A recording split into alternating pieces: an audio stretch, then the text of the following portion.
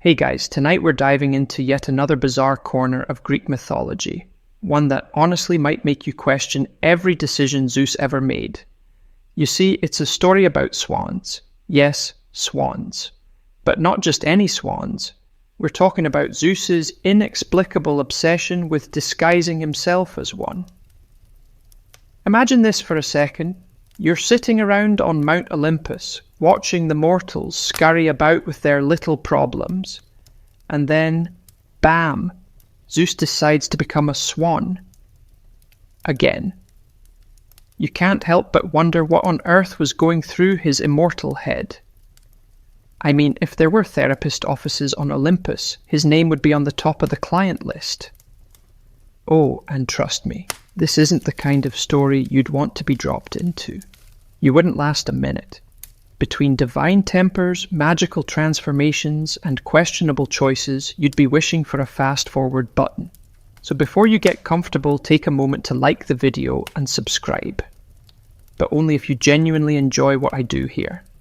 And hey, feel free to comment below where you're watching from tonight, your city and your local time. I love seeing how far this sleepy little community stretches across the world. Now, dim the lights, maybe turn on a fan for that soft background hum, and let's ease into tonight's journey together. You can almost feel the evening breeze swirling around you, carrying whispers of old stories as you wander through the marble corridors of Olympus. The scent of olive trees mixes with something else, maybe roasted honey cakes from a nearby feast. And there, lounging lazily on a grand chair made of clouds and gold, sits Zeus himself. He looks bored. That's never good. You watch as he drums his fingers against the armrest, his piercing eyes gazing down at the mortal world below. You know that look.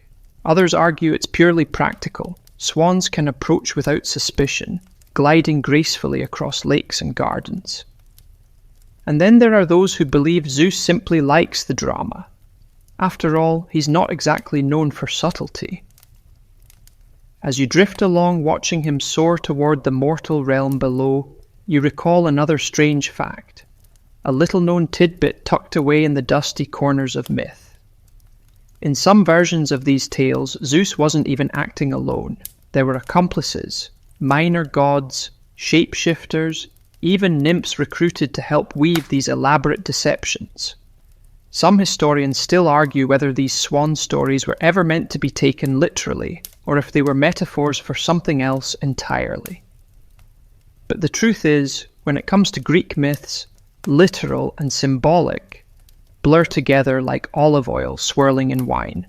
And here you are now, caught in the middle of it all, watching as a swan with suspiciously intelligent eyes glides silently over silver lakes, heading toward his next misadventure. The moon casts a soft glow over the landscape below, illuminating gardens, temples, and quiet villages tucked along the hillsides. Somewhere down there, a woman walks alone by the water's edge, unaware that her evening stroll is about to take a very strange turn. You shiver, not from fear, but from the sheer absurdity of it all. It's like watching a soap opera with wings. Still you keep following, because once Zeus starts scheming, it's impossible to look away. The air thickens with anticipation, and you can't help but think, here we go again. Because deep down, you already know, this isn't the last time you'll see feathers in the moonlight. And just like that, the swan vanishes into the night, leaving only ripples on the lake, and the lingering scent of trouble. The night air feels heavier as you drift after him, your feet barely making a sound against the soft earth. You wonder how many times you've ended up like this, trailing after gods, dragged into their tangled affairs like some unwilling background character in an endlessly looping play. But here you are again, and Zeus, in all his feathered glory, is heading straight toward the latest object of his fascination. You soon find yourself at the edge of a grand banquet. The air is thick with the scent of roasted lamb, figs soaked in honey, and freshly baked bread. Torches flicker, casting warm light across marble columns wrapped in ivy. The laughter of mortals and gods alike fills the courtyard, along with the soft strumming of lyres and the tinkling of wine cups clinking together. You stand there for a moment, watching them. It's a strange sight, gods lounging among mortals, sipping wine and sharing stories as though they weren't capable of turning cities to ash with a snap of their fingers. And then, of course, there's Zeus. He's no longer a swan, not here. He stands at the head of the table now, in his usual guise, regal and commanding, with that signature twinkle in his eye that suggests he's up to something. You can't help but smirk. Of course he wouldn't stay hidden for long. Zeus was never one for subtlety at parties. He raises his goblet high, and the crowd cheers. Another feast, another excuse for him to mingle, to scheme, and to set the wheels of fate spinning just a little faster. You glance around, noticing that some of the guests are watching him carefully. They've seen this before. They know that when Zeus starts celebrating too eagerly, chaos usually isn't far behind. Somewhere near the back, tucked in the shadows, you catch sight of a figure that doesn't quite fit with the revelry. A woman, poised and serene, her gaze sharp and calculating even as she pretends to be disinterested in the festivities. Leda. Ah yes, you recognize her instantly. The famed Queen of Sparta, wife to King Tyndareus, known across Greece for her beauty and wisdom. And tonight it seems she has caught Zeus's wandering eye. You watch as he makes his move, slowly at first, striking up polite conversation, his tone dripping with charm. He's careful, as always, weaving compliments and promises into every word, like a fisherman casting a net. Leda, however, isn't easily impressed. She smiles politely, but keeps her distance. Her response is measured and cool. She's no stranger to flattery, especially not in a court as political as Sparta's. Still, you can tell that Zeus is undeterred. If anything, her resistance seems to excite him more. It's like watching a cat toy with a particularly clever mouse. You chuckle under your breath. This is classic Olympus drama at its finest. Gods meddling with mortals, each one convinced they're smarter than the other.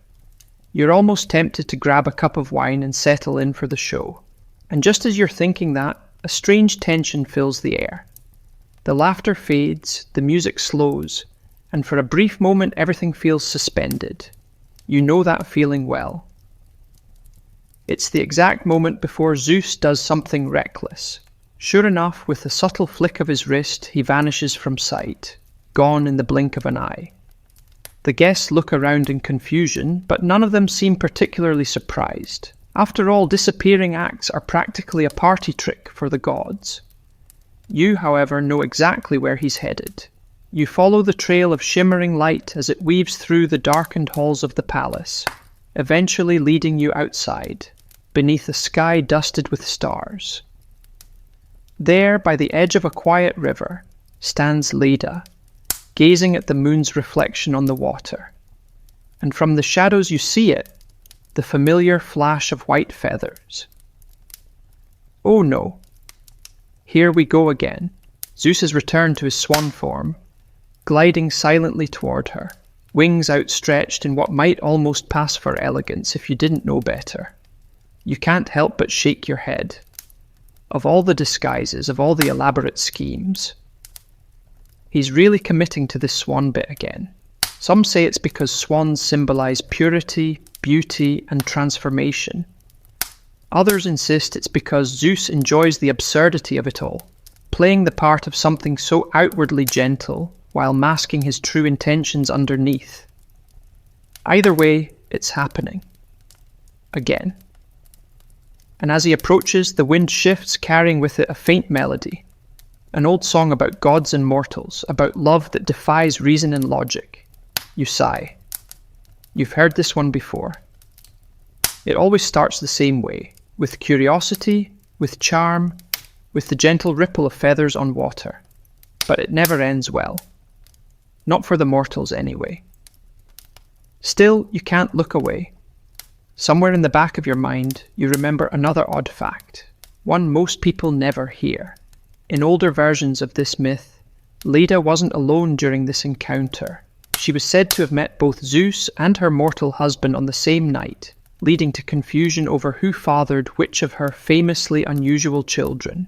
Historians still bicker about it, debating whether the Swan encounter happened before or after her reunion with her husband. Some even argue that the entire story is a symbolic metaphor, representing the blurred lines between divine and mortal influence. But you know better. You know that for Zeus it's not about symbolism or hidden meaning. It's about the thrill, the chase, and the satisfaction of pulling off yet another outlandish escapade under the light of the moon. And as the swan glides closer, its wings casting long shadows on the ground, you realize something else.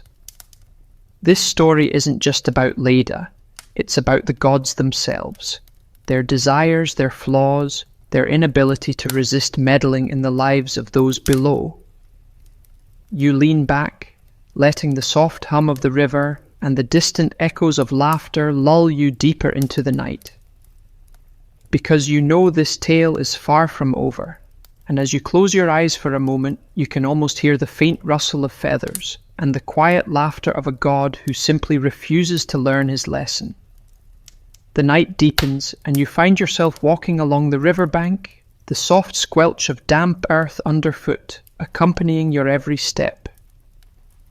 You follow the swan, its feathers glowing faintly under the silver moonlight, until you reach a secluded grove, where the trees arch overhead like silent spectators. There, beneath the weeping willows and twisting vines, Leda pauses. She doesn't seem surprised by the sudden appearance of the swan. In fact, she watches it calmly, her gaze steady, as if she already suspects that there's more to this elegant bird than meets the eye. And you can't blame her. If you lived in a world where gods routinely turned themselves into animals, you'd probably side-eye every passing squirrel too. You lean against a tree, watching the scene unfold with a strange mix of amusement and unease. You know what's coming, but you can't look away. The swan approaches, wings slightly outstretched, its movements graceful and oddly deliberate. It circles her slowly, as if dancing to some ancient rhythm only the gods remember. Leda, to her credit, doesn't run. She remains still, her fingers brushing lightly against the folds of her gown, her eyes never leaving the birds. And then, in a flash of light so soft it barely disturbs the darkness, the swan shifts. You blink, and standing in its place is Zeus himself, radiant and terrible in his beauty, his eyes glowing with a light that seems to pierce through the night. He doesn't speak. He doesn't need to. In this moment, everything is clear. His desire, his intent, the inevitability of it all. You feel the air tighten, thick with the weight of fate and prophecy, and you can almost hear the distant voices of the fates themselves, weaving new threads into their endless tapestry. And here's where things take a turn for the truly bizarre. Because according to some of the oldest, dustiest versions of this myth, ones most people haven't heard, Leda doesn't just wake up the next morning with a headache and a good story for the palace gossip circle. No, she lays eggs. That's right, eggs. You'd think that would be the strangest part of the tale, but somehow it only gets weirder from there. You see, from these eggs hatch some of the most famous figures in all of Greek mythology. There's Helen, the woman whose face would supposedly launch 1,000 ships, and Clytemnestra, who would later earn her own grim reputation. And then there are the twin brothers, Castor and Pollux, heroes, tricksters, and eventual stars in the night sky. You let that sink in for a moment. The most beautiful woman in myth, the cause of one of the bloodiest wars in ancient history, literally hatched from an egg. You can't help but snort softly at the absurdity of it all. It's almost too ridiculous to believe. But then again, you remind yourself this is Greek mythology. Absurdity is practically a requirement. Some historians still scratch their heads over this particular detail. Was it meant to be taken literally? Was it a strange allegory about divine birth and the merging of mortal and godly bloodlines? Or was it simply an old joke that got wildly out of hand?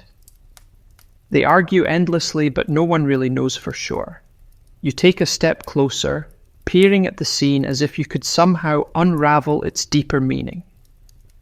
But as you watch Leda cradle the glowing eggs in her arms, you realize something else, something that makes your skin prickle. Zeus is gone. He vanished as suddenly as he appeared, leaving behind nothing but a faint shimmer in the air and the lingering scent of wildflowers and storm clouds. Typical. He never stays for the consequences. That's always been his way. Swoop in, cause chaos, then disappear before anyone can pin the blame on him. And now Leda is left with the aftermath.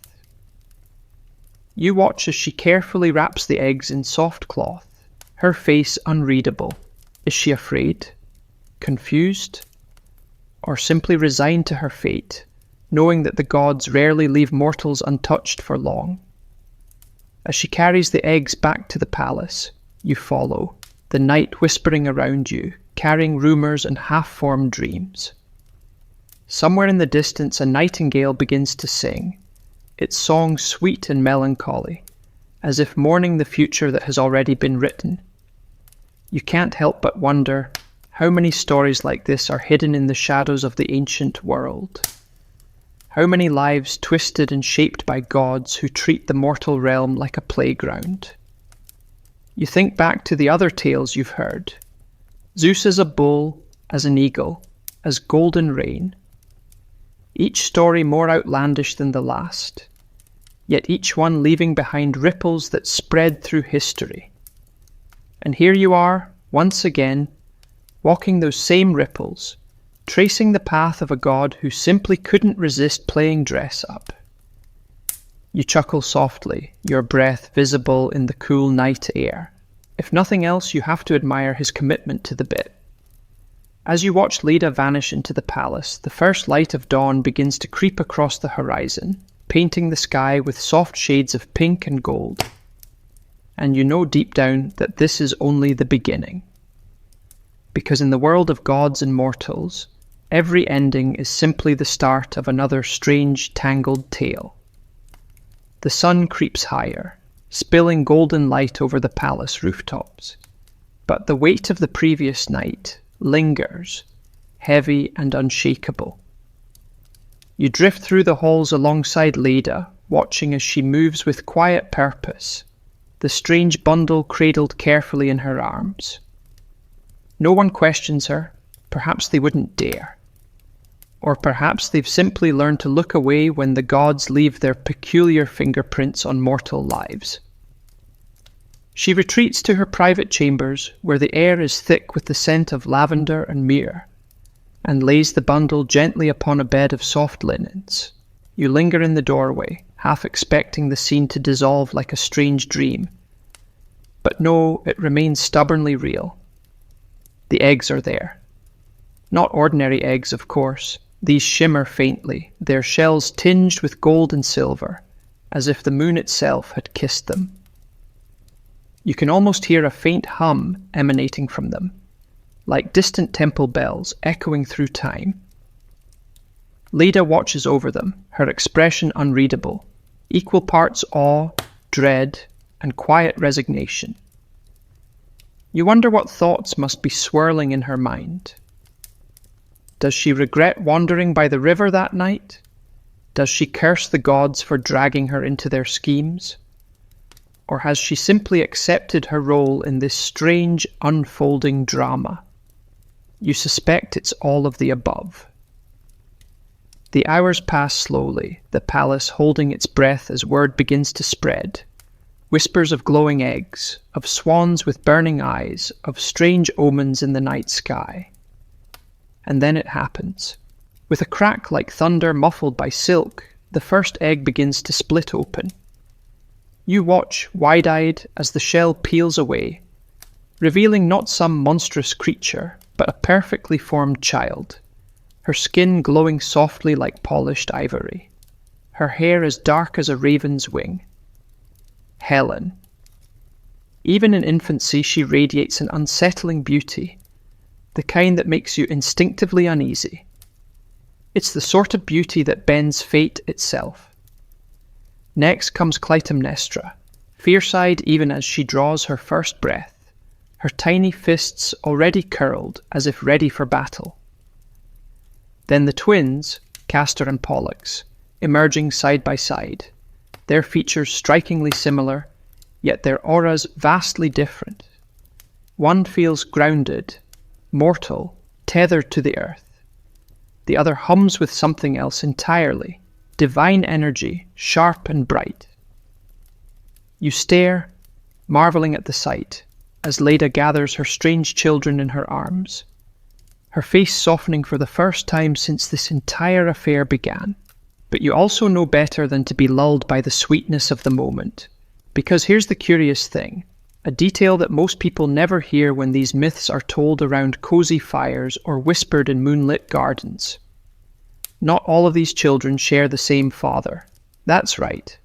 In one of the more baffling twists of this already bewildering tale, it's said that Leda conceived some of her children with Zeus, while others were fathered by her mortal husband, King Tyndareus, on the very same night. You can't help but let out a soft, incredulous laugh. Only in Greek mythology could you end up with a set of siblings where half are demigods and the others are entirely mortal, all hatched from the same batch of eggs like some cosmic prank. Historians still argue over the specifics, of course.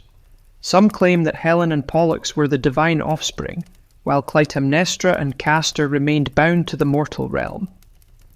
Others insist the stories were muddled over time, woven together from older fragments and conflicting traditions.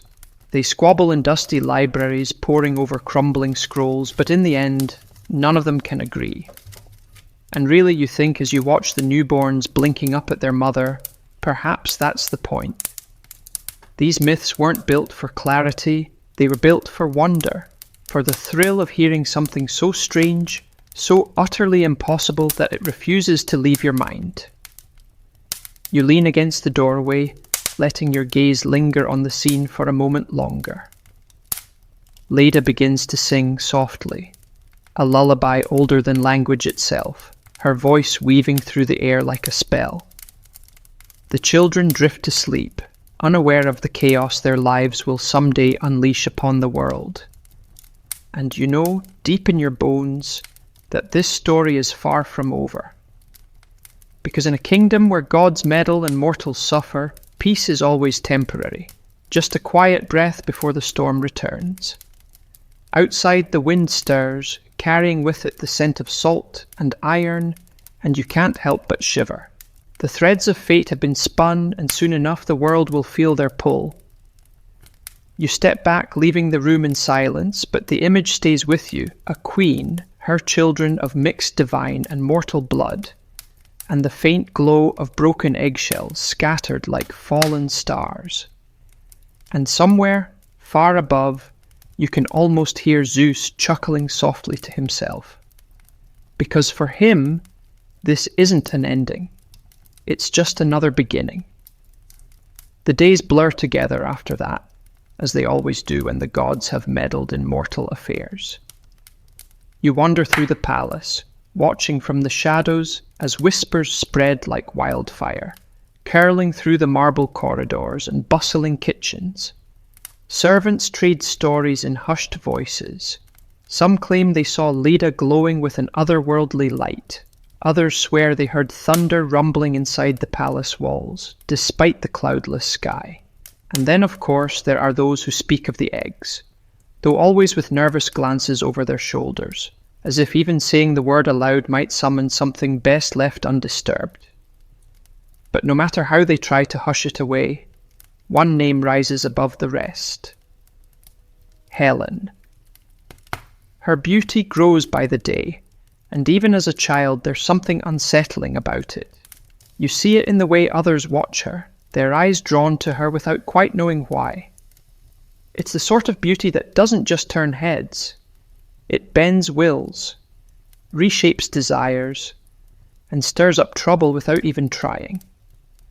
And it doesn't take long before that trouble finds its way to the palace gates. Suitors arrive, their ships crowding the harbour like migrating birds.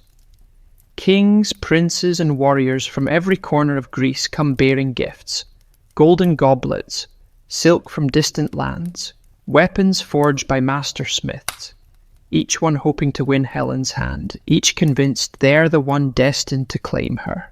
You watch the spectacle unfold, equal parts amused and exhausted. You've seen this story play out before, in different forms, under different stars. The names change, the faces blur together, but the outcome is always the same. Desire, competition, chaos. And standing at the heart of it all, blissfully unaware of the storm she's causing, is Helen. Laughing softly as she plucks petals from a nearby flower, her eyes sparkling like the sea at dawn. You almost feel bad for her. Almost. King Tyndareus, meanwhile, finds himself trapped in an impossible situation. Choosing one suitor risks angering all the others, a recipe for war if there ever was one. But he also can't refuse them all. That would be seen as an insult. And in this world, insults have a way of turning into swords drawn at dawn. Desperate for a solution, Tyndareus turns to Odysseus, a man known as much for his clever tongue as for his restless spirit. You can't help but smirk. If there's anyone who thrives in situations like this, it's Odysseus. The king offers him a place among the suitors, but Odysseus, ever the strategist, declines. Instead, he proposes a plan, one that will bind all the suitors together and prevent bloodshed, at least for now. Each man, Odysseus suggests, must swear an unbreakable oath to defend the chosen husband of Helen, no matter who it turns out to be. That way, when she's finally wed, there'll be no room for revenge, only loyalty. A clever trap, you think. One born not of honour, but of sheer pragmatism. And it works. The suitors, eager to stay in the race, agree to the terms. They swear their oaths, binding themselves to a future they can't yet see. Soon after, Helen's choice is announced. Menelaus, the powerful king of Sparta. There's a flicker of relief in the air as the suitors disperse, returning to their kingdoms with forced smiles and simmering grudges hidden beneath polished words. For a brief, shining moment, it seems as though peace has been restored. But you know better, because here's the little detail most people skip over when they tell this part of the story. A quiet, easily missed truth that changes everything. Helen didn't exactly choose Menelaus of her own free will. Oh, she agreed to the marriage, yes, but not out of love. It was duty, politics, and the subtle manipulations of those around her, all wrapped in silk and smiles. Some versions of the myth suggest she was swayed by her father's wishes, others hint at divine interference, whispers from gods who always seem to have a vested interest in mortal hearts. Historians still argue, of course, debating whether Helen's choice was ever hers to make. Was she a pawn, a willing participant, or something else entirely? You shake your head, amused at the endless debates. Because at the end of the day, it doesn't really matter. The oath has been sworn. The pieces are in place. And the gods, watching from their lofty thrones, are already smiling in anticipation. You lean back, listening to the distant hum of lyres and laughter drifting through the night air. Somewhere far beyond the horizon, another story is beginning. A story of ships, of stolen love, of cities reduced to ash. But for now the palace sleeps, cradled in the illusion of calm, And you, ever the reluctant observer, know it won't last. Because when Zeus sets the pieces on the board, the game always ends the same way, with fire, with ruin, and with mortals left to pick through the ashes, wondering how they ever got caught in the gods' games in the first place. Morning light spills across the palace, casting everything in soft gold, but you can sense it. Beneath the calm, something stirs. You wander through the quiet halls, past courtyards now empty of their suitors, past servants whispering about omens and strange dreams. Everywhere you go, the same name lingers on their lips. Helen. It's as if the entire world is leaning towards her, drawn by some unseen force. You can't help but smirk. That's what happens when gods get involved. And then, just as you expect, another thread in this tangled tapestry begins to tighten. Far across the sea, on the slopes of Mount Olympus, the gods gather. You can feel their presence, even from here, a faint pressure in the air, like thunder in the distance. They sit in their shining hall, surrounded by clouds and stars, watching mortals like a child watches ants. At the centre of it all, seated with a lazy sort of confidence, is Zeus. He wears a look you've seen many times before, half amused, half smug, as if he's already 5 steps ahead of everyone else. You drift closer, drawn by curiosity, and listen as the discussion begins. It's Hera who speaks first, her voice sharp and cool, laced with something darker beneath. She's had enough of Zeus's wandering eye, enough of his schemes spilling over into their immortal realm. She demands justice, order. An end to his ridiculous antics with mortals. You watch as she glares at him, but Zeus merely chuckles, swirling his goblet of ambrosia with a casual flick of his wrist. Beside her, Athena watches with narrowed eyes, always calculating, always 3 moves ahead. And then there's Aphrodite, lounging like a cat in the sun, her smile soft and dangerous, as if she already knows how this will end. And in the midst of this simmering tension, another voice speaks up. Eris, the goddess of strife, rarely invited to such gatherings, but always lingering at the edges, waiting for a moment like this.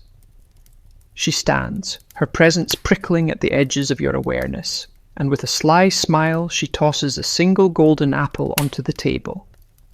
Inscribed upon it are 3 words: to the fairest. You can almost hear the universe itself groan. The room falls silent. Every god and goddess turns to stare at the apple, their expressions shifting from curiosity to something far more dangerous. Because everyone knows what this means. A contest, a judgment, and, inevitably, chaos.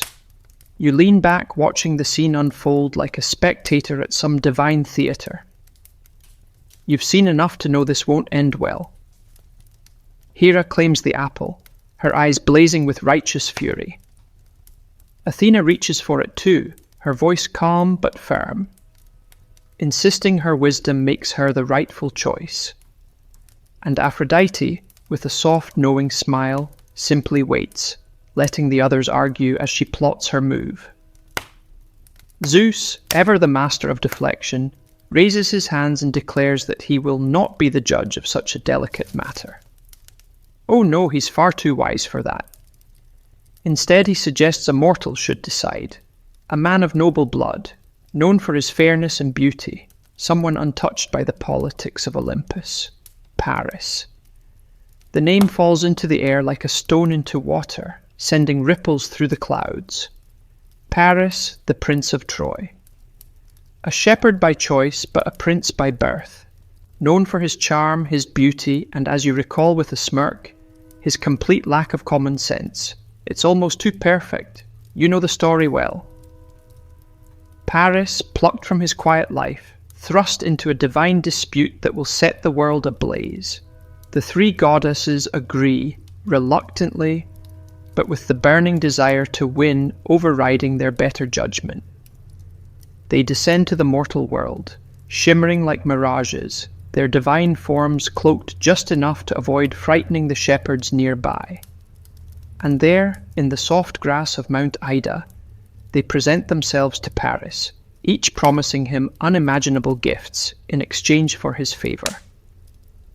Hera offers power, dominion over all the lands of men.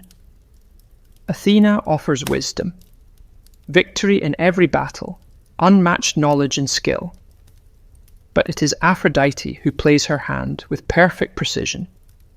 She offers love. Not just any love, but the love of the most beautiful woman in the world, Helen. You almost want to laugh. It's such a transparent bribe, yet Paris's eyes light up at the very mention of her name. Of course he chooses Aphrodite. You can see it written all over him. Desire, curiosity, and that fatal lack of foresight that always seems to haunt mortals in these stories. The moment he places the apple in Aphrodite's hands, the fates begin to weave faster, their threads tangling and tightening with glee. Hera's face twists in fury. Athena's calm mask slips just enough to reveal the storm beneath. And Paris? He smiles, utterly unaware of the avalanche he has just unleashed. Some historians still debate whether Paris had any true choice at all. Was he merely another pawn, set up to fall by the gods who pull every string? Or was he just foolish enough to think he could outsmart them? They argue endlessly, of course, but you already know the answer, because you've seen it before, and you'll see it again. Mortals never win when they play games with the gods, and as the goddesses vanish in a swirl of light and storm clouds, leaving Paris to his fate, you can't help but feel a familiar chill. The pieces are all in place, the players have been chosen, and somewhere, back in Sparta, Helen's world is about to turn upside down. You watch the wind carry the last of the apple's golden gleam into the sky and think to yourself, here we go. Again. The breeze feels heavier now, charged with something you can't quite name, as you drift across the hills of Mount Ida, following Paris down winding paths toward his fate. He walks with a spring in his step, clutching Aphrodite's promise like a child holding a secret. You almost feel bad for him. Almost. Because even as he grins at the thought of Helen, you can see the shadow trailing close behind him. Desire has a way of making fools of men, especially when the gods are involved. By the time Paris returns to Troy, word has already begun to spread of his strange encounter with the goddesses. The court of King Priam watches him closely, their eyes filled with both curiosity and unease. Priam himself, old and wise, senses trouble the moment his son recounts the tale. You can almost hear the old king's internal sigh as he listens. He's been through enough prophecies and omens to recognize the scent of disaster. And here's where another curious detail often gets left out when people retell this story around hearth fires or in quiet scholarly circles. Paris wasn't some unknown prince simply minding his sheep. No, his birth had been marked by prophecy. Before he was even old enough to speak, seers had warned Priam and his queen Hecuba that their newborn son would be the downfall of Troy. Fearing the gods' words, they'd ordered him abandoned, left to die on the mountainside. But fate, as it often does, had other plans. The infant had been spared by a kind-hearted shepherd, raised in secrecy among the hills, far from the watchful eyes of the city. And now here he was, returning to the kingdom that had once cast him out, with the gods' favour and a dangerous promise tucked beneath his arm. You follow him into the palace, watching as the court stirs with whispers and shifting glances. Paris has a confidence about him now, born from Aphrodite's assurance and the thrill of destiny fulfilled. He speaks boldly of travelling to Sparta, of claiming Helen as his prize. His brothers exchange wary looks. Hector, ever the steady one, warns him against it. He speaks of oaths, of diplomacy, of the delicate threads holding the Greek kingdoms together. But Paris waves it off, his smile careless and bright. To him this is simple, a reward offered by a goddess, a promise of love. You almost want to grab him by the shoulders and shake him, because you can already see where this is headed. Still, you follow as Paris sets sail, his ships cutting through the wine-dark sea towards Sparta. The wind fills the sails with ease, as if even the skies are eager for the story to unfold. Days pass in gentle waves and soft winds, and before long the towers of Sparta rise on the horizon, gleaming white against the hills. Paris arrives under the guise of diplomacy, greeted with open arms by King Menelaus himself. You watch the scene play out like a well-rehearsed play. Menelaus, strong and proud, welcomes the Trojan prince with feasts and gifts, unaware that he's invited a serpent into his home. And then, of course, there's Helen. You watch as Paris lays eyes on her for the first time, and everything else seems to fall away. She's older now, a queen in her prime, her beauty even more potent than before. She moves through the palace with grace, her laughter light as she tends to her guests. But when their eyes meet, something shifts. Whether it's Aphrodite's influence or something deeper, you can't quite say. But there it is, that spark, that subtle tilt of the head, that lingering glance, that pause between breaths. It's almost too easy. Paris woos her with practiced charm, spinning tales of Troy's splendor, of adventure and freedom far from the rigid walls of Sparta. He speaks of destiny, of love foretold by the stars. And Helen listens. Some say she was bewitched by Aphrodite's power, her will no longer her own. Others insist she simply wanted escape from her marriage, from her duties, from the life laid out for her like a gilded cage. Historians argue, of course, but you know better than to reduce it to a simple answer. People are rarely moved by just one reason, especially in these old tales, where gods and mortals twist together in ways no scholar could ever untangle. And so, one quiet night, beneath the soft glow of torchlight, Helen slips away. You watch as she boards Paris's ship, her gown trailing behind her like a silver ribbon on the wind. Menelaus is away, some diplomatic mission, some war council, and by the time he returns, the harbour is empty and Helen is gone. The palace erupts in chaos, servants scatter, messengers are dispatched, and Menelaus's rage burns bright enough to scorch the walls themselves.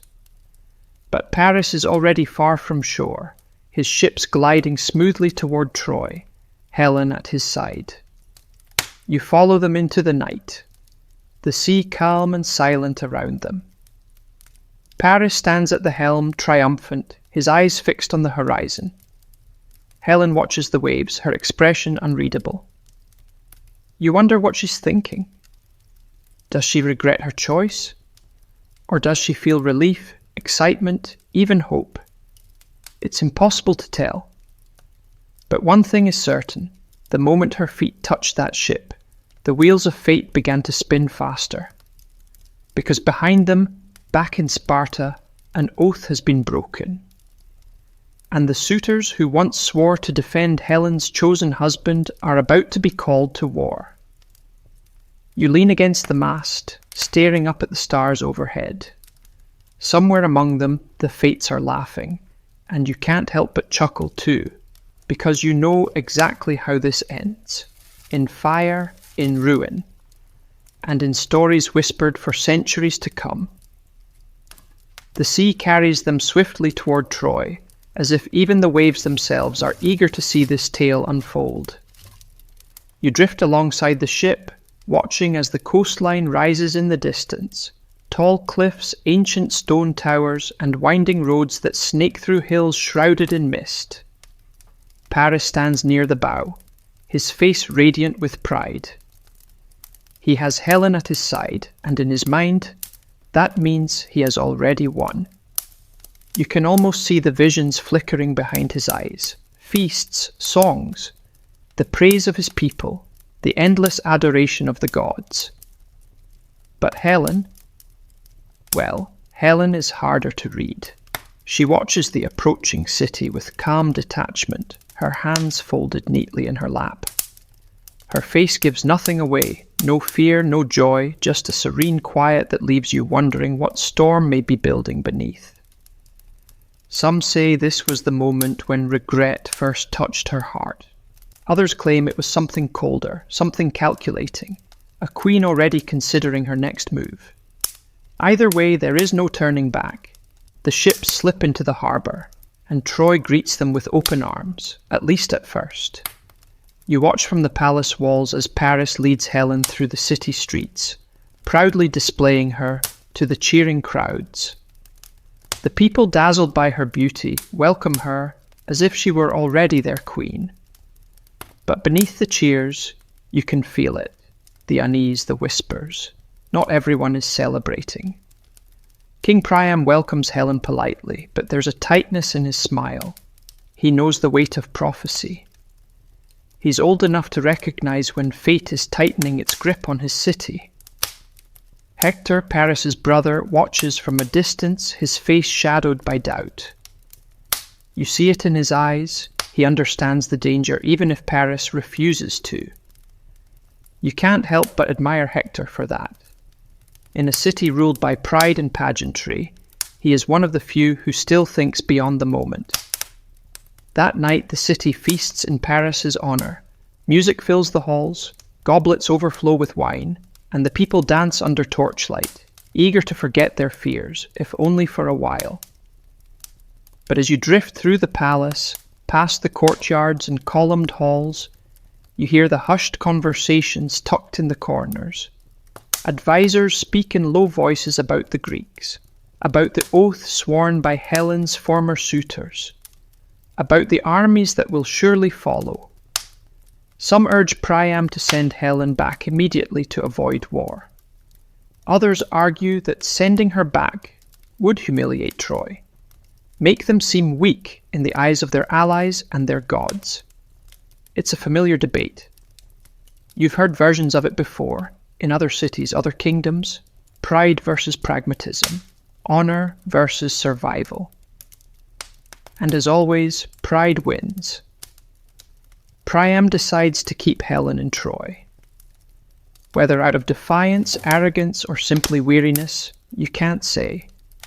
But you know what it means. The first step toward war has been taken. Meanwhile, back in Greece, Menelaus is gathering his allies. You drift across the sea, pulled by the growing storm, and watch as he moves from kingdom to kingdom, invoking the oath sworn years before. And the kings come. Agamemnon, stern and hungry for power, eager to expand his dominion under the guise of brotherly loyalty. Odysseus, reluctantly leaving his quiet island and clever wife, bound by words he once crafted himself. Nestor, old and wise, but still drawn to the promise of glory one last time. And Achilles, young, fierce, and burning with the desire to carve his name into the bones of history. The armies gather like storm clouds, black sails blotting out the horizon, their numbers growing with each passing day. You watch as craftsmen forge weapons, as tailors sew banners, as priests pray to gods who are already too entangled to answer honestly. Some say this was the largest army ever assembled, an unstoppable force driven not just by honor, but by greed, ambition, and a hunger for immortality. And still some historians argue. They debate whether this war truly happened, whether Helen even existed, or if she was simply a symbol, a stand-in for old grudges, political ambition, and the greed of men. But you've walked these halls, stood in these fields, watched these people make their choices. You know the truth. Wars don't begin over just one cause. They begin when too many desires collide in too small a space.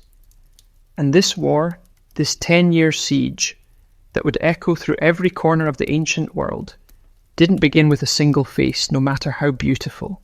It began with pride, with oaths, with gods too eager to meddle and mortals too foolish to refuse.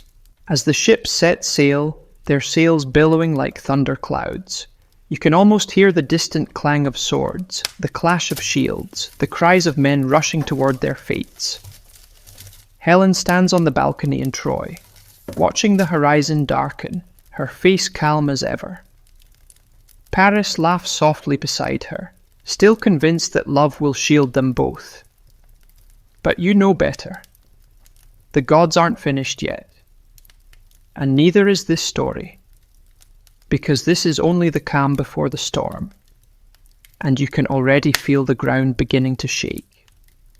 The winds howl over the Aegean, filling the sails of 1,000 ships, each vessel slicing through the waves like a blade through silk.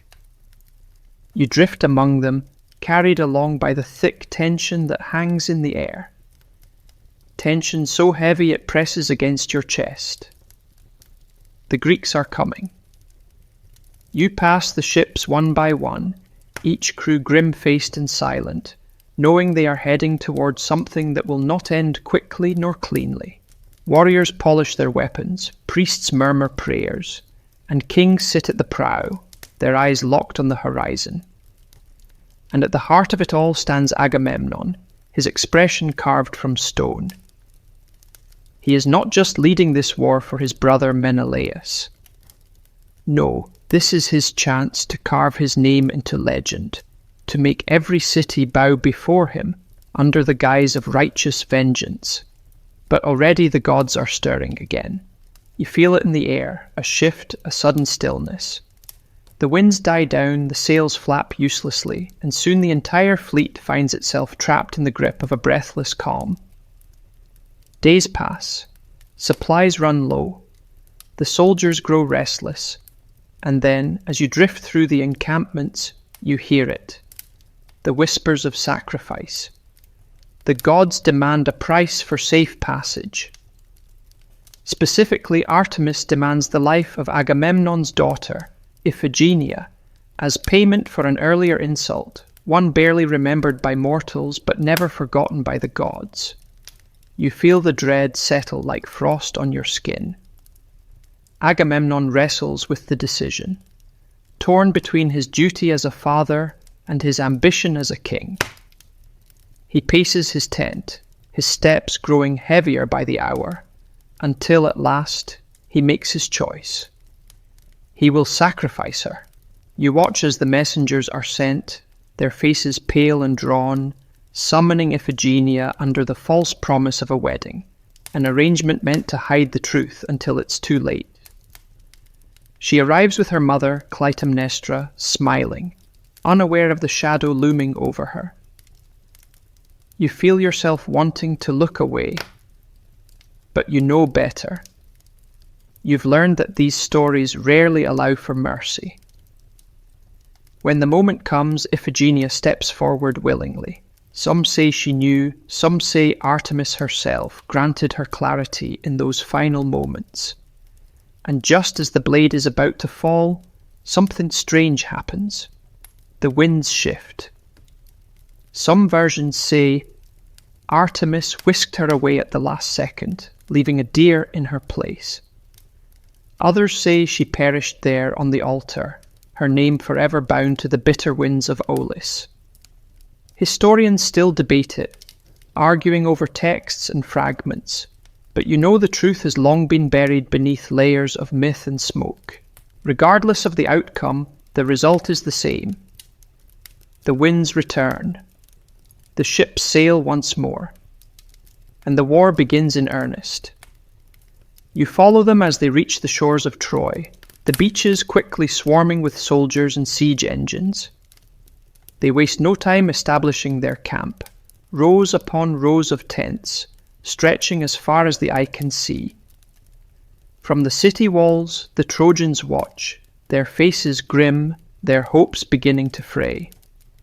You wander through both camps, slipping from shadow to shadow, watching as time stretches thin, days bleeding into weeks, weeks into months. The Greeks attack, the Trojans defend, neither side willing to yield. And in the heart of the chaos, Helen moves through the halls of Troy, silent and composed. She is neither prisoner nor queen here, drifting somewhere between guest and captive, her presence sparking arguments in every chamber. Some pity her, others hate her.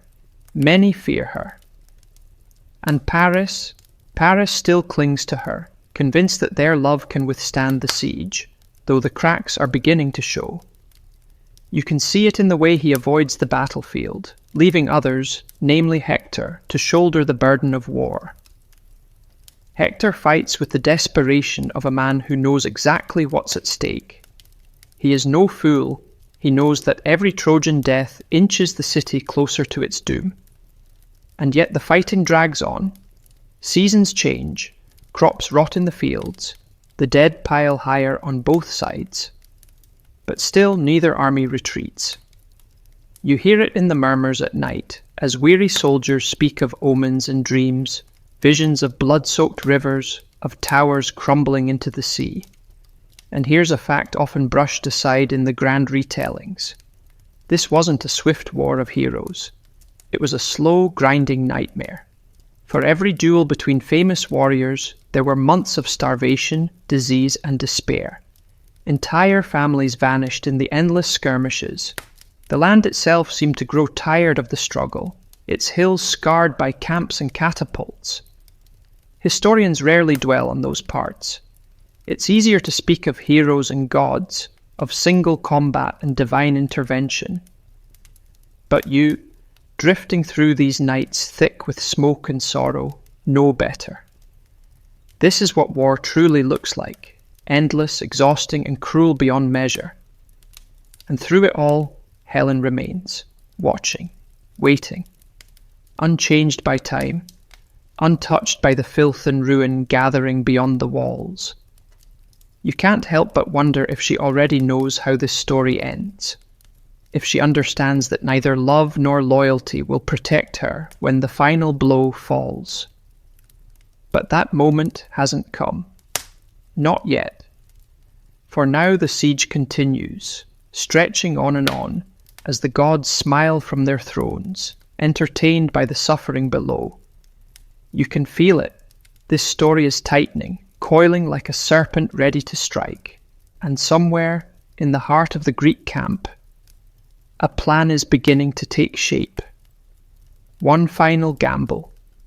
One last chance to end it all. You settle in the shadows, ready to watch it unfold, because you know the end is drawing near. And it will not come quietly. The siege drags on, its 10th year looming like a dark cloud over the blood-soaked fields. You drift among the weary soldiers, their faces hollowed by hunger, their armour dulled by dust and old blood. They fight not for glory anymore, but simply because there's no longer a way back. You pass through the Greek camp, where the fires burn low and tempers burn high. And there at the centre of it all stands Achilles. You've watched him before. Brilliant, terrible Achilles. The demigod warrior who moves through battle like wildfire.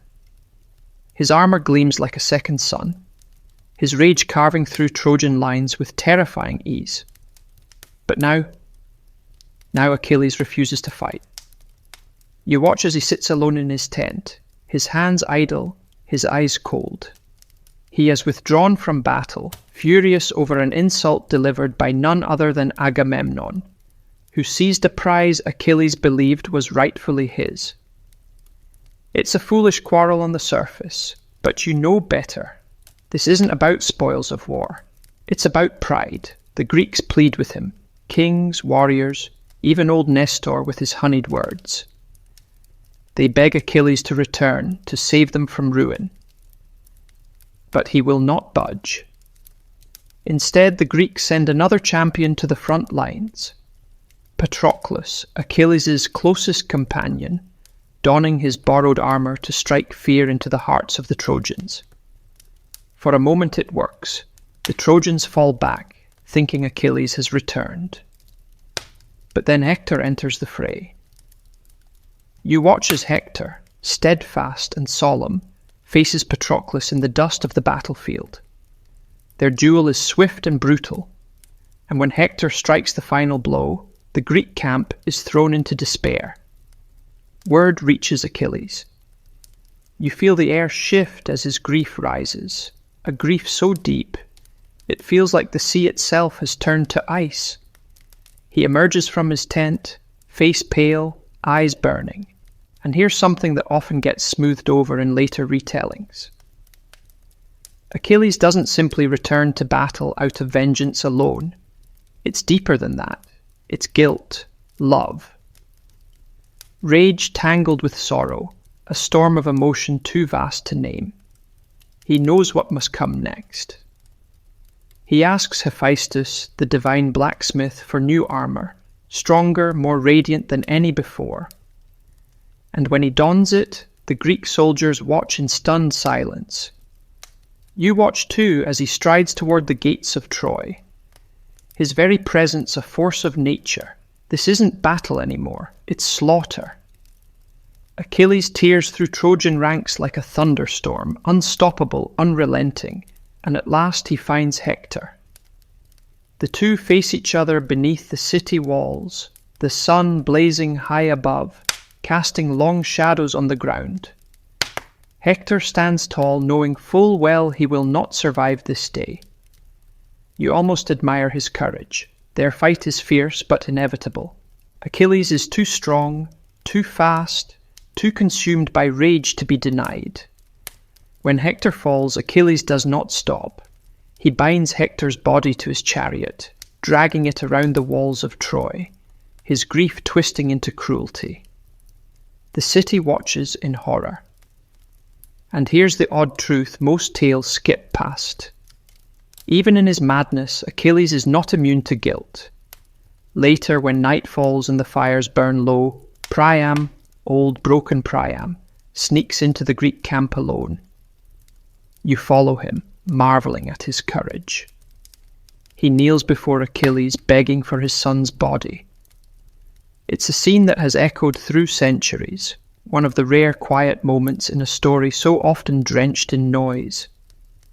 Achilles looks upon the old man, sees the sorrow in his face, and something shifts within him. Perhaps he sees his own father. Perhaps he remembers his own mortality.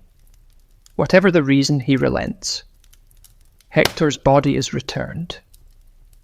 And for a brief moment there is peace. A fragile, fleeting peace.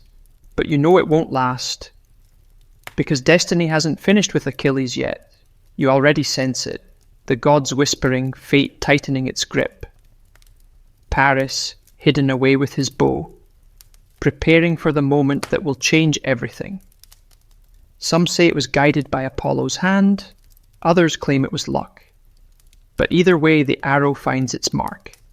Achilles falls.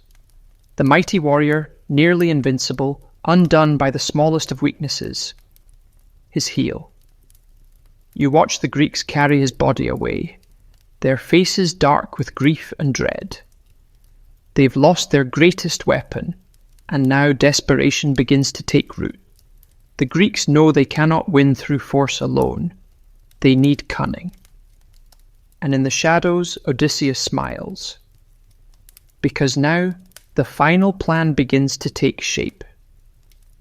The plan that will burn Troy to the ground. You feel the chill creeping in as you follow him. The end is near. You can almost hear the creak of wooden beams being carved into place. The quiet before the storm is ending, and soon there will be nothing left but smoke and ash. The air feels thick with inevitability now, heavy like the calm before a summer storm. You follow Odysseus as he moves through the Greek camp, whispering his plan to the remaining kings. A horse. That's all it will take. You watch as the craftsmen begin their work, their hammers tapping in steady rhythm, shaping planks of wood into something enormous, something almost absurd. A towering wooden horse, hollow on the inside, its sides wide enough to hold the deadliest warriors of Greece. They work through the night, sweat glistening on their brows, their faces tight with focus. You can feel their desperation in every stroke of the saw. This isn't just a clever trick, it's their last hope. When the sun rises, the horse stands completed, looming over the camp like some strange idol to an unknown god. The Greeks waste no time. They burn their tents, set their ships to sail just beyond the horizon, far enough to be hidden, close enough to return. Then they leave the horse at the gates of Troy. You drift alongside the Trojans as they gather around it, their faces a mixture of suspicion and awe. Some urge caution. Laocoon, the priest, shouts the loudest, his voice echoing through the streets. "Beware of Greeks bearing gifts," he cries, his face pale with fear. You almost admire his nerve. He can sense the trap even when others are blinded by the illusion of victory. But fate is cruel to those who speak too much truth in these stories. As Laocoon continues his warning, strange events begin to unfold. Two serpents, massive and coiling, rise from the sea, their scales shimmering like molten bronze. They strike without hesitation, wrapping around Laocoon and his sons, crushing them in a blur of scales and screams. The city watches in horror as the sea claims them, dragging their bodies into the depths. You can feel the shift in the air, panic turning to superstition. The people murmur that it must be a sign from the gods, punishing Laocoon for daring to defy them. And just like that, the last voice of reason is silenced. The Trojans drag the horse into the city, their cheers filling the streets. They believe the war is over, that the Greeks have surrendered and left this monument as an offering of peace. The city celebrates late into the night. Music, wine, feasts that spill from the palace into the squares. You drift through the revelry, watching the people dance and laugh, their faces bright with relief. They cannot see the danger crouching in the shadows of their own gates. And here's a detail many retellings skip, swept aside in favor of spectacle. The Trojans didn't just bring in the horse out of foolishness. They wanted to believe the war was over. They needed to believe it. After 10 years of starvation, death, and despair, hope had become as addictive as any drug, and that hope would be their undoing. As the city finally quiets, slipping into drunken sleep, you drift back to the horse. Inside, Odysseus waits with his chosen warriors, their faces slick with sweat, their breath slow and steady. They wait. And wait. Until at last the signal flares from the distant Greek ships, glimmering on the horizon. Odysseus gives the command. Quietly the Greeks slip from the horse, swords in hand, moving through the streets like ghosts. They open the gates, the ships return, and the city erupts in flames. You watch the horror unfold from above, unable to stop it, unable to look away. The streets fill with smoke and screams. Soldiers cut down anyone in their path, men, women, even children, driven by vengeance, by rage, by the sheer weight of 10 years of suffering. No one is spared. The palace falls, its golden walls crumbling beneath the onslaught. Priam, the old king who once welcomed Helen with kindness, is slaughtered on the steps of his own temple. Hector's wife, Andromache, watches as her son is torn from her arms, destined to be thrown from the city walls. You see Helen, standing above it all, her face unreadable. Some say she wept that night, horrified by what had been unleashed in her name. Others claim she simply watched in silence, untouched by the flames consuming everything around her. Historians still argue about her role. Was she a victim, a villain, or simply another pawn? But you know there are no simple answers here. Because Troy isn't just falling, it's unraveling. A story that's been told and retold across centuries is ending, not with a heroic victory, but with smoke, ruin, and the bitter taste of ash. You drift through the wreckage as dawn breaks, the fires dying slowly, leaving nothing but charred stones and shattered dreams. the war is over. But the gods are still watching. And as you leave the smouldering ruins behind, you know this story will never truly end. It will echo forever, in every song, every whispered tale, every warning spoken over flickering candlelight. The face that launched 1,000 ships. The city reduced to dust. The warning buried within it all. Beware what gifts the gods may offer, and beware what mortals will do to chase them. The city still smoulders, its streets veiled in ash and sorrow. You drift through the ruins, stepping over shattered pottery, broken swords, and the crumbled remains of towers that once seemed invincible. Troy has fallen. But even in ruin, the story refuses to end. The Greeks roam the streets like shadows, claiming their spoils. You hear the clink of gold being gathered, the dull thud of footsteps in the empty palace halls. Every warrior here believes they've won, but you can feel the hollowness lingering beneath their victory. Amid the wreckage, Helen stands. You watch her closely, curious to see what role she'll play now, here at the bitter end.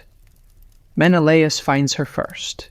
He storms through the palace, sword in hand, his face contorted with rage and grief. For 10 years her name has been a curse on his lips, a symbol of betrayal, of humiliation, of everything he lost.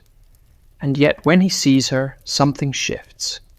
Some say Aphrodite worked her magic once more in that moment, wrapping Helen in a veil of irresistible beauty. Others insist it was simply the raw pull of familiarity, of memory too stubborn to die. Either way, Menelaus lowers his sword. He does not kill her. Instead, he takes her by the hand, some say gently, others say with rough fury, and leads her from the ashes of Troy back to the Greek ships. You almost want to laugh at the absurdity of it. After all that destruction, after so many lives ended in her name, Helen is simply taken home, as if nothing ever happened. Some versions say she wept as they sailed away, staring at the smoke rising from the city she helped destroy. Others claim she watched in silence, her face serene as always, untouched by regret. Historians still argue, of course. Was she a manipulator, a helpless victim, or something far more complicated? A woman swept along by tides too powerful for anyone to resist. You leave that question unanswered, following the Greeks as they begin their long journey home. And here's something often left out in the grand retellings. The Greeks don't return in triumph. Their voyage home is cursed from the start. The gods are far from finished with them. Storms scatter their ships, dragging some into strange lands, others into watery graves. You drift over the waves, watching as each king meets his fate. Agamemnon returns to Mycenae, only to be struck down by his own wife, Clytemnestra, in a web of vengeance too tangled to unravel in one breath. Odysseus is blown far off course, his journey stretching into a decade of wandering, beset by monsters, enchantresses, and the gods' cruel whims. Ajax the Lesser, who defied the gods' will during the sack of Troy, is drowned at sea, his name erased by the waves. And back in Sparta, Helen resumes her place beside Menelaus, as if the war had been nothing but a passing storm. You watch the two of them, seated in their marble halls, surrounded by luxury once more. Some say they lived peacefully afterward, growing old together in quiet reconciliation. Others claim their marriage was cold, held together only by appearances and the weight of history. But you know deep down that it doesn't really matter. Because this story isn't about happy endings. It's about cycles. About pride, desire, and the strange, terrible beauty of ruin. And as you drift away from Sparta, letting the winds carry you over hills and seas, you realize something else. Troy isn't truly gone. Its stones may have crumbled, its people scattered to the winds, but its name lives on, whispered in every corner of the world. The war, the heroes, the wooden horse, the face that launched 1,000 ships, they're all still here, lingering like smoke in the corners of every story. And every time someone tells this tale again, Troy rises once more, bright and burning, doomed and defiant. You smile softly as you drift into the distance, the stars bright above you, because you know this isn't the last time you'll walk these streets.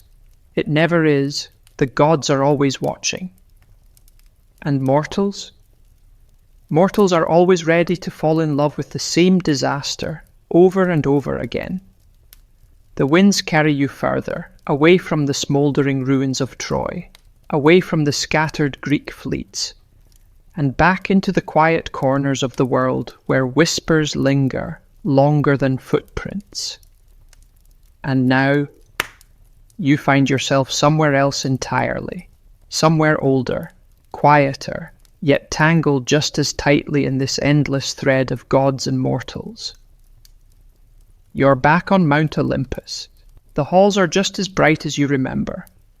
Walls shimmering like sunlight on marble. Clouds swirling beneath golden floors. Every breath filled with the scent of ambrosia and smoke. The gods are gathered once more. They watch the mortals below with something like amusement, something like boredom. Zeus lounges at the head of the great hall, his face carved in calm satisfaction, as if everything has unfolded exactly as he'd hoped. Aphrodite smiles too, reclining lazily, her eyes half closed but sparkling with triumph. After all, she'd won her wager long ago. Helen was her promise kept, and the war itself proof of her irresistible power. Hera, seated nearby, watches with a cold, measured gaze, not quite satisfied, not quite finished. And Athena? Well, Athena is silent, her expression unreadable, her thoughts surely already weaving new schemes elsewhere. You watch them from the edge of the hall, unnoticed, as they sip their nectar and recount the war. Not in grief or regret, but with laughter and clever jests. To them, Troy's fall is a story, nothing more. A tale to be told at feasts, a cautionary fable about pride, beauty, and the foolishness of mortals. But as you linger in their presence, something else begins to tug at the corners of your mind. You remember that this entire story, every ship sailed, every city burned, began not with a war or a face or even a stolen queen. It began with something much simpler, an apple. That cursed gleaming apple of discord, casually tossed by Eris to stir trouble at a wedding feast. It's almost laughable when you think about it. All this ruin, all this history because one goddess wasn't invited to a party. And here's a little truth that most forget. Eris wasn't driven by jealousy or vengeance. She simply wanted to see what would happen. That was her nature, to stir, to twist, to pull the hidden threads others dared not touch. And looking at Olympus now, you realize something else. The gods don't learn. They never do. Even now their eyes are already drifting toward new stories, new mortals, new little games to play. They're already whispering about the next adventure, the next hero to guide or curse or betray. Because for the gods, this wasn't an ending. It was simply entertainment. A momentary distraction from their eternal boredom. And that's the most unsettling thing of all. You realize it standing there at the edge of their golden hall. Troy's fall wasn't a tragedy to them. It was a pastime. A spark tossed into dry grass, just to see how far the flames would spread. And mortals, poor mortals, will always be drawn to those flames, chasing glory, revenge, or love, even when it leads them straight into ruin. You shiver, not from cold, but from the weight of that realization. Because you know now, this will happen again. It always does. Perhaps not with Helen or Troy. Perhaps not with a horse of wood or a war over beauty. But somewhere, someday, the gods will grow restless. And when they do, they'll start the cycle all over again. They'll whisper in mortal ears. They'll twist fate just enough. They'll light another spark, and mortals, as always, will follow it into the dark. You turn away from Olympus then, drifting back toward the earth below, leaving the gods to their laughter and their wine. Because you've seen enough for now. You've seen the story from every angle. The love, the war, the pride, the grief. And though you know it will all repeat, there's still something comforting in the quiet that follows ruin. For a time at least, the world will be still. For a time, there will be peace. And you, ever the reluctant observer, can rest too, if only for a little while. You drift away from the marble halls of Olympus, leaving the gods to their endless laughter, and slowly descend toward the quieter places of the world below. The wind softens now, carrying no cries of war, no clash of swords, only the low murmur of distant waves lapping against lonely shores. And here, in this hush after ruin, you wander among the scattered remnants of those who survived. Not everyone vanished with Troy. You find Aeneas, one of the few who escaped the burning city, slipping away under cover of night with his father on his shoulders and his young son clutching his hand. You've heard his name before, whispered in older circles of scholars and storytellers. He is not just a survivor, he is a seed planted by fate itself. You follow him as he stumbles through the wreckage, leading a small band of refugees toward the unknown, guided by the faint promises of omens and dreams. While the Greeks return to their kingdoms, some to death, some to further misfortune, Aeneas heads in the opposite direction, away from Greece, away from everything that has already crumbled. And this part of the story, it's often left aside in the retellings of Troy's fall. Many prefer to end the tale at the city's burning gates, with Helen sailing home and Achilles dead in the dust. But you know better. Because stories never truly end at the height of their tragedy. They linger, they ripple outward. Aeneas wanders far, you see, through storms, through strange lands, through new wars of his own. He carries not just the weight of his family and his people, but the legacy of Troy itself. Wherever he walks, the ashes of his city cling to his heels. He crosses the sea to distant lands, his path tangled with prophecies and strange visions, fierce queens, golden fields, towers yet to rise. You watch as he weaves his way through this labyrinth of fate, slowly realizing that his survival wasn't simply luck or mercy. It was design. The gods haven't finished with him. Somewhere in the distance, hidden from your view for now, the threads of his story will knot into something new. A city called Rome, destined to rise from Troy's bones. And that, perhaps, is the cruelest joke of all. Troy was destroyed, yes, but only so its flame could be carried elsewhere, to burn again under another name. You drift beside Aeneas one last time, watching him stare at the horizon, eyes filled with both hope and dread. He cannot see what's waiting for him yet, but you can. You've seen it before, the way old stories birth new ones, the way ruins become foundations. It's comforting in its own unsettling way, because it means nothing is ever truly lost, not cities, not people, not even the gods' oldest schemes. They simply shift shape, the faces change, the wars wear new names. But underneath it all, it's the same story. Desire, pride, fire. And always, always the quiet footsteps of fate. You pull away, leaving Aeneas to his journey, letting the wind carry you once more towards stiller lands. The world below is quiet now, resting after the storm. But you know it won't last forever. It never does. Somewhere far ahead, another apple is waiting to fall. And mortals, always eager for a taste of the forbidden, will reach for it again. You smile faintly, knowing you'll be there to watch, just as you always have been, just as you always will be. The world lies hushed beneath you now, wrapped in the soft silence that always follows after a storm.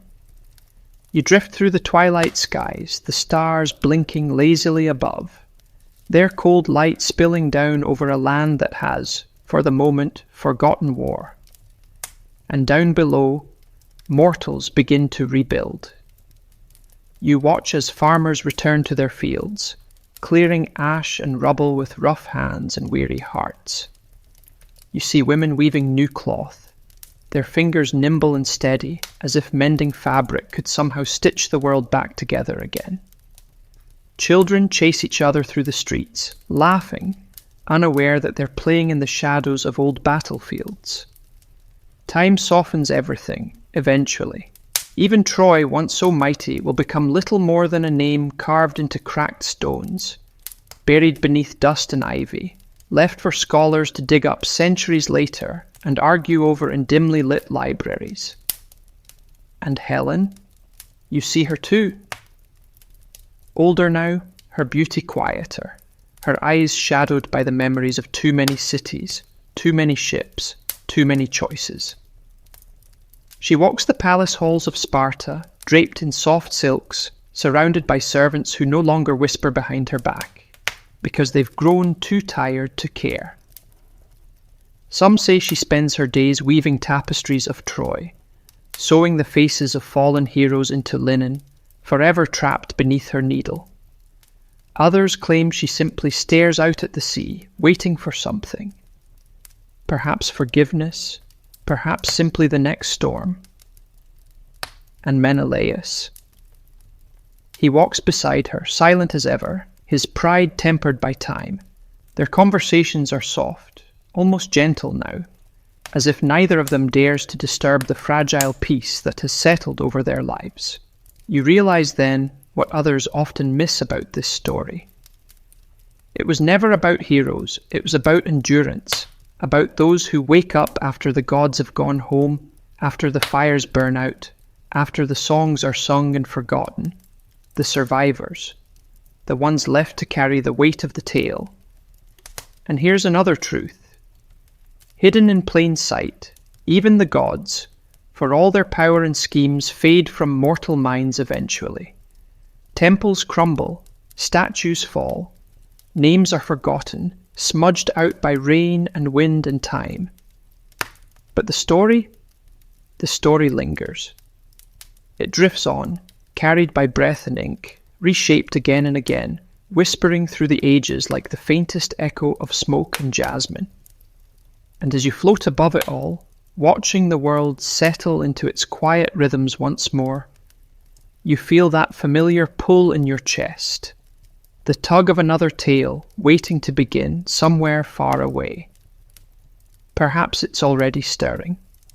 Perhaps a new face will launch 1,000 ships, or perhaps it will be something simpler, a quarrel at a feast, a careless word, a single spark. The gods may be idle for now, but they always grow restless. And mortals? Mortals will always answer the call. You drift lower now, feeling the earth's pulse slow beneath you. Shadows stretch long across the hills, softening the world into quiet greys and blues. The fires have gone out, the war drums are silent. Only the faint murmur of wind remains, winding through olive trees, brushing gently over empty fields. And in that stillness, as your gaze softens and your thoughts grow heavy, you let yourself sink deeper into the quiet. The story has been told, the heroes have come and gone, the gods have turned their gaze elsewhere. All that remains is this hush, soft as silk, steady as tide. Now your eyelids grow heavy.